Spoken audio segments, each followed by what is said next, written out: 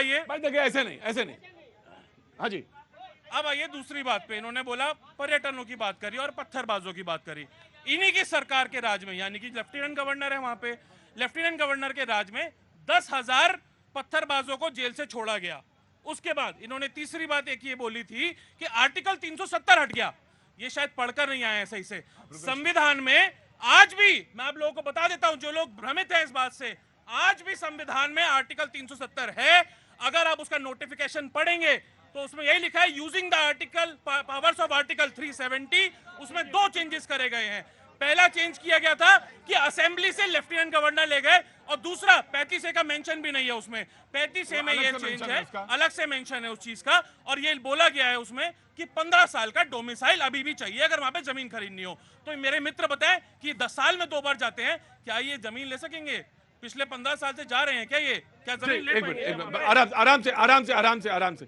आपके हिसाब से 370 और 35A में बस सिर्फ यही तब्दीली हुई है, इसके अलावा कुछ नहीं हुआ ना? नहीं, आपने बोला ना यही हुआ है ना? ठीक भाई, नहीं, ठीक। इस तरह के मतलब मैं कुछ आप पे आपत्ति नहीं कर रहा, मैं आपत्ति नहीं कर रहा। मैं आपसे सिर्फ ये पूछ रहा हूं कि एक मिनट, क्या हुआ? एक मिनट, आराम से। अरे आराम से बाबूजी, मैं आपसे सिर्फ ये कह रहा हूं कि सिर्फ यही तब्दीली हुई है या कुछ और तब्दीलियां हुई हैं?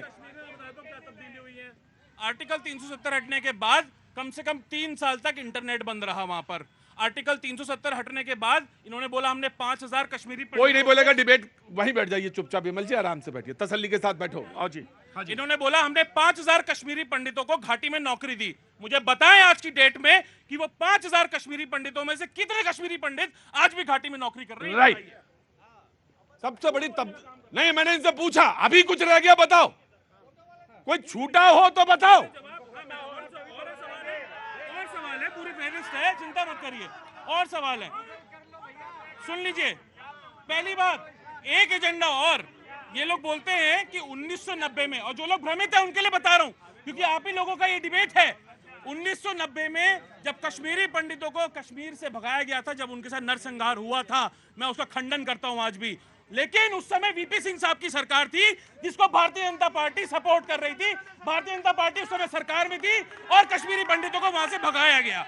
दूसरा सवाल ये बताएं, आर्टिकल 370 हटने के बाद कितना निवेश कश्मीर में आया, कितने युवाओं को नौकरियां मिली हैं? हटने के बाद नहीं, अभी आपने बोला हटा नहीं है। अरे आर्टिकल 370 बदलाव होने के बाद मैं करेक्ट कर देता हूं, बदलाव होने के बाद कितना निवेश आया है और कितने युवाओं को नौकरी?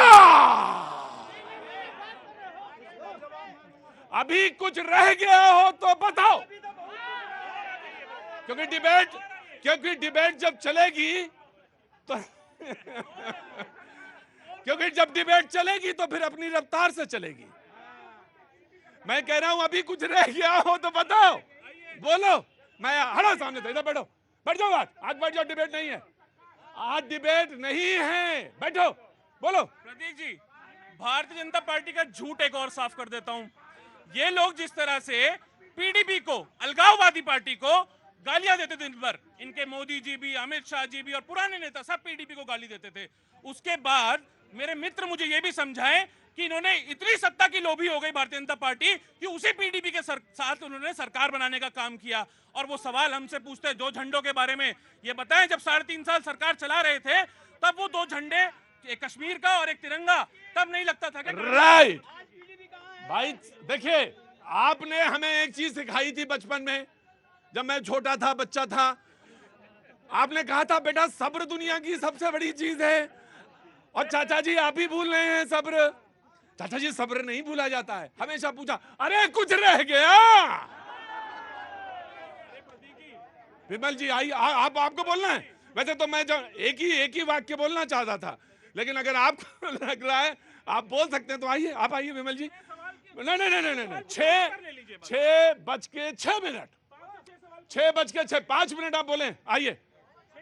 6:06 मैंने बिल्कुल ईमानदारी के साथ, हाँ छक्के तो आपने छुड़ा दिए, छक्के छुड़ा दिए। जी जी जी अब ना ना अब आप आराम से। मैंने आज डिबेट इसी लहजे में करी है कि कुछ रह गया हो तो बताओ। जी जी मैं चाचा जी लिहाज उतनी देर तक होता जितनी देर तक बाल दिखाई देते हैं। ठीक जी प्रतीक जी, अभी हमारे मित्र बात कर रहे थे छक्का छुड़ाने का। 2014 में हमने छक्का छुड़ाया, 2019 में हमने छक्का छुड़ाया और 2024 में छक्का छुड़ाया। अरे क्या छक्का छुड़ाओगे तुम? पहली चीज। दूसरी बात पे मैं आऊंगा, राहुल गांधी जिस तरीके से पत्रक लेके बैठते हैं, भाई साहब भी पत्रक लेके बैठे हुए हैं और उसी से देख के बात कर रहे हैं। आतंकवाद की बात कर रहे थे, आतंकवाद की बात कर रहे थे। अरे हम पढ़ के नहीं बोल रहे ना, पढ़ के तो नहीं बोल रहे हैं। आतंकवाद की बात कर रहे थे, आतंकवाद की बात कर रहे थे। हमारे देश के अंदर जो है हमला होता था, आतंकवादी हमला होता था। इनके एक प्रधानमंत्री थे, यूनाइटेड नेशन के पास जाते थे, यूनाइटेड नेशन के पास जाते थे और कहते देखिए ना हमारे देश में हमला हुआ और हमला करके चले गए। अरे भाई साहब, ऐसा प्रधानमंत्री आया है जो जाके घर में घुसकर ठोकता है। दूसरी चीज सुनो, तीसरी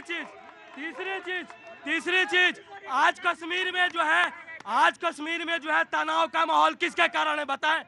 अरे तो शुरू से कहते थे कि कश्मीर जो है हमारा ताज है। आज हम लोग कश्मीर को जो है अपना ताज समझते हैं। मैंने सुना, मैंने उसको अगर कश्मीर में अगर दिक्कत है तो उसके लिए कौन जिम्मेदार है? राइट।